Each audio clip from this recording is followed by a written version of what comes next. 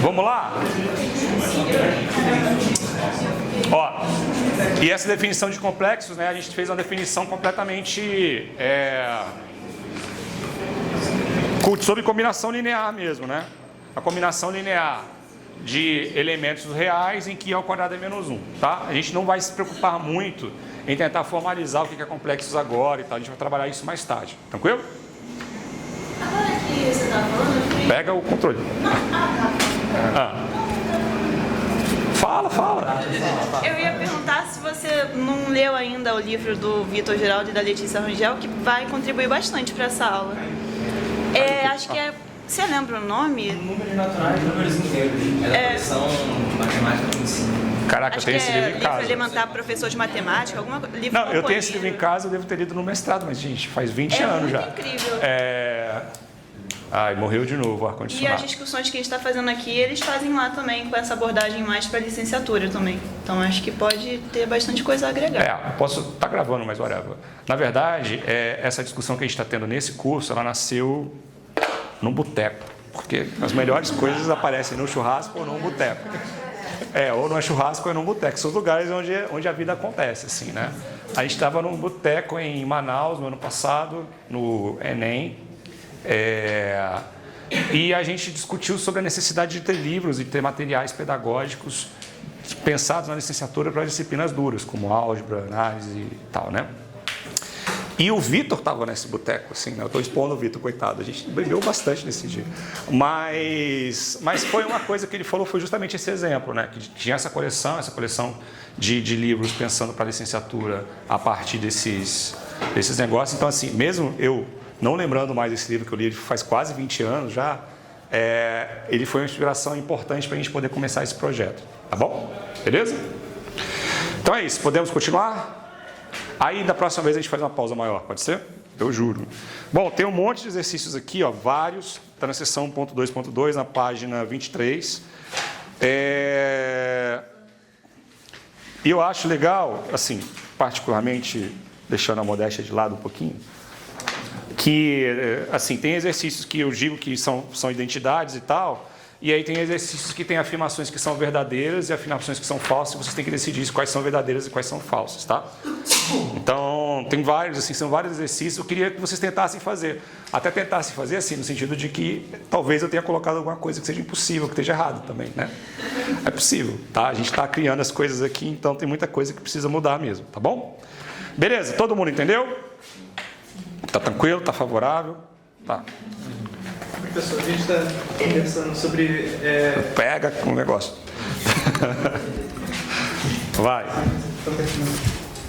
É que todas as vezes, né, principalmente para mim, quando eu vou apresentar e falar sobre todos os conjuntos depois de ter falado de todos os outros, sei lá, quando eu falo dos números reais, eu sempre faço dessa forma e isso sempre me pega muito porque eu fico assim, os primeiros dois conjuntos eu praticamente dou exemplos do que seriam elementos deles e os outros dois conjuntos a gente define como que seriam os elementos deles. Por que a gente faz essa diferenciação assim, ou não bota tudo exemplo ou não bota tudo uma definição? Eu acho que tem a ver com o que ela acabou de falar, né? Quando a gente apresenta os inteiros assim, a gente está apresentando os inteiros, como a Roberta falou, pensando na reta, né? Essa representação, como é que você pode representar todos os números reais aqui? Eu sei, mas eu acho que se a gente abrisse mão, por exemplo, que nem o Felipe estava falando, da ideia da ordem, a gente poderia botar tudo como se fosse um exemplo.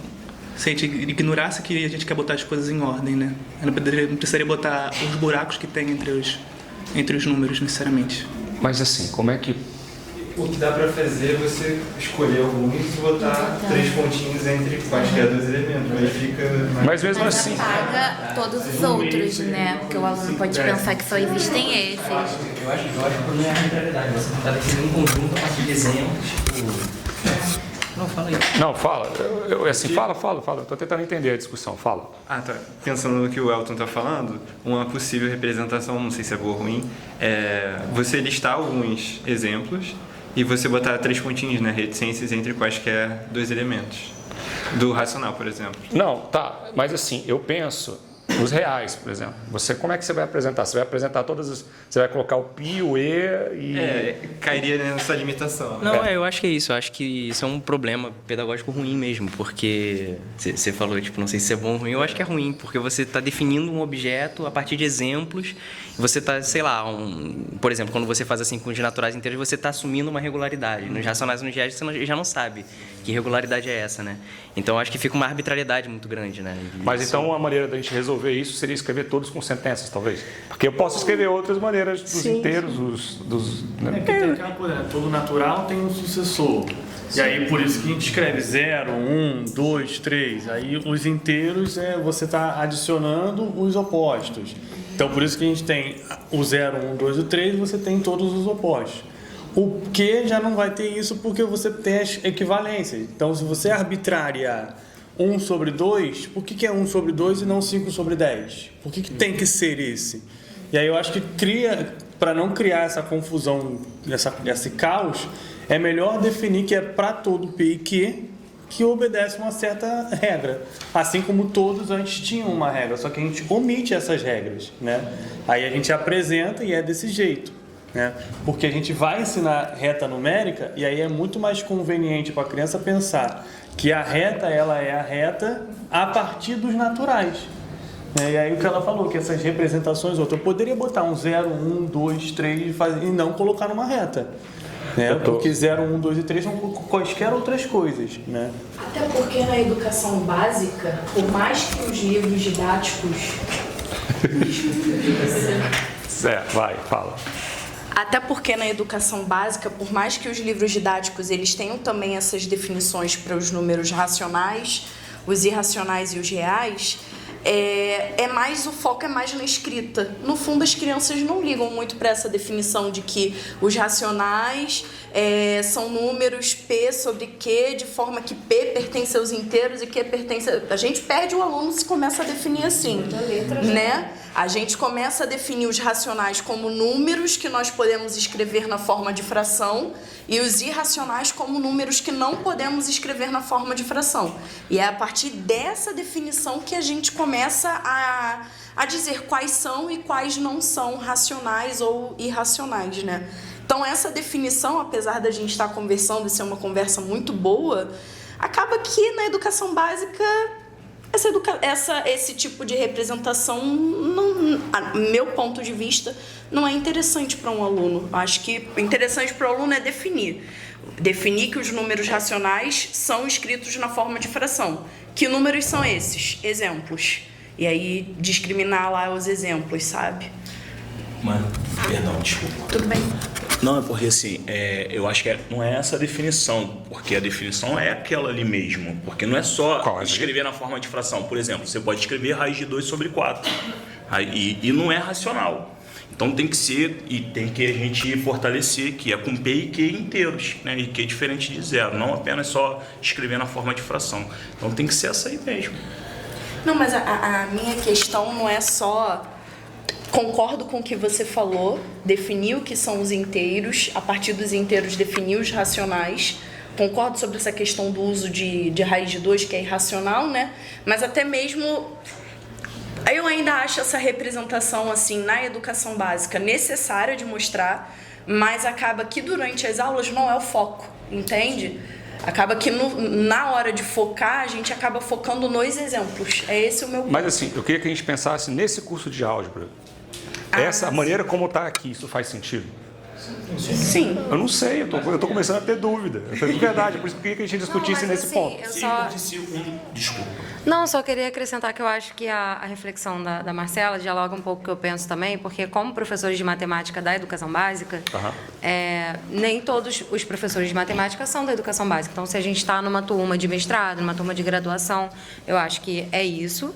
Mas, realmente, se a gente for para a educação básica, que também é o caso de muita gente aqui, essa definição, ela não dialoga com o nosso público por uma questão de pré-requisito mesmo. Eles não têm os pré-requisitos para se identificarem com isso aí. Então, a gente tem que buscar outros recursos. Eu faço como a Marcela, eu caminho para as frações. E no meu caso ainda, se é numa escola pública, dentro da Maré, eu tenho que lembrar o que é fração. Eu tenho que lembrar o que são frações equivalentes, para mostrar todas as representações. Então, assim, Depende, eu acho que não existe uma resposta universal do que é melhor, de qual definição é melhor. E aí, como você está pensando, neste curso, para essa turma, se a gente for fazer dessa forma, direcionar... Não, nessa etapa, inclusive, porque essas definições vão aparecer de outras maneiras mais para frente também. Mas eu acho bom também a gente fazer essa diferenciação e, vez ou outra, pensar como seria na educação básica também, para estender, né? Tá, eu realmente não tinha pensado em todas essas questões. Por isso que eu queria muito que vocês discutissem e lessem as coisas antes, para a gente poder pensar juntos nos furos, assim. Eu acho que isso traz uma discussão pedagógica muito rica para esse curso, assim. Eu acho. Vai, Giovanni. E eu acho que, ainda pensando na educação básica, né, colocar desse jeito implica também que a gente some um pouco também com um dos tópicos que aparecem logo depois de racionais, que é números decimais. Que é como se fossem frações, né? Então números racionais e números decimais. E aí muitas crianças não fazem associação de cara de que 1 sobre 5 é 0,2. Isso é uma coisa que não está muito clara para eles. A gente só assume que, antes você estava trabalhando com inteiros, que você dividia em 5 partes, e aí a gente apresenta os racionais a partir de exemplos concretos. Então eu tenho uma caneta que eu dividi ela em 5 partes, estou te dando 2, estou te dando 1. Então isso para eles é um número racional. É aquilo que ele pode dividir e que ele pode tomar parte daquilo. Aí do nada o Paco fala, agora 1/5 é 0,2. O que é 0,2 disso? Eu acho muito legal essa discussão aparecer agora, sabe por quê? Porque já vai furar isso aqui já na aula de hoje. A gente já vai olhar o conjunto dos números racionais de outro jeito, porque a gente vai falar de relação de equivalência hoje. E eu acho essa discussão muito legal, porque essa ambiguidade que aparece aqui, pelo menos para mim, quando eu escrevi, eu quis fazer uma ambiguidade proposital, assim. Porque isso que você está trazendo, Giovanni, dizer que você falou 0,2, 1 sobre 5. Eu nunca sei isso de cabeça. Eu faço 2 décimos, depois eu simplifico a fração, tá? 1 sobre 5, isso corresponde a 0,2, é um salto que a gente precisa pensar como professor como vai fazer. E também dizer que 1 sobre 5 é 2 sobre 10 também é uma coisa que a gente precisa resolver na álgebra também, assim, que a gente vai falar um pouquinho sobre isso mais tarde. Tá bom? E tanto isso, por que é fração equivalente? Aí normalmente a gente vai te falar, você consegue multiplicar em cima e embaixo por 2, e aí você tem 1 vezes 2, 5 vezes 2, 2 décimos. Por que eu já posso fazer isso? Porque multiplicar em cima e embaixo por 2 já é uma coisa que a gente vai ensinar para eles quando a gente estiver falando de operações com números racionais. Então a gente já assume que isso já é possível. Então para eles não fica completamente claro, né? E aí o próximo salto que é falar dos números reais e aí colocar a reta. A gente fala que a reta é completa. Não é, porque a gente vai ter esses números raiz de 2, raiz de 3 que não estão presentes naquela representação. Então tem buraco ali dentro. Então para dizer que aquela reta que a gente escreve logo no início, quando a gente faz os números naturais, ela é daquele jeito, eu preciso ter antes apresentado o conceito dos números reais. Senão seriam só pontos. Então, e eu acho que isso é fundamental. A gente também está chegando à conclusão de que a ordem, para a gente apresentar pedagogicamente as coisas, ela não precisa ser necessariamente a ordem matemática formal disso. Assim. Eu acho que pode ser um negócio mais ping-pong. A gente vai para lá e vai para cá, dependendo da situação. Assim.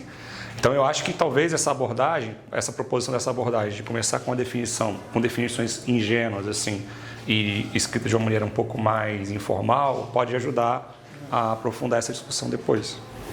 Eu queria propor uma pausa de 10 minutos, mas assim, sem atraso, pode ser? E aí a gente volta daqui a 10 minutos, porque eu quero começar um assunto novo, quero falar de relações, beleza? E eu juro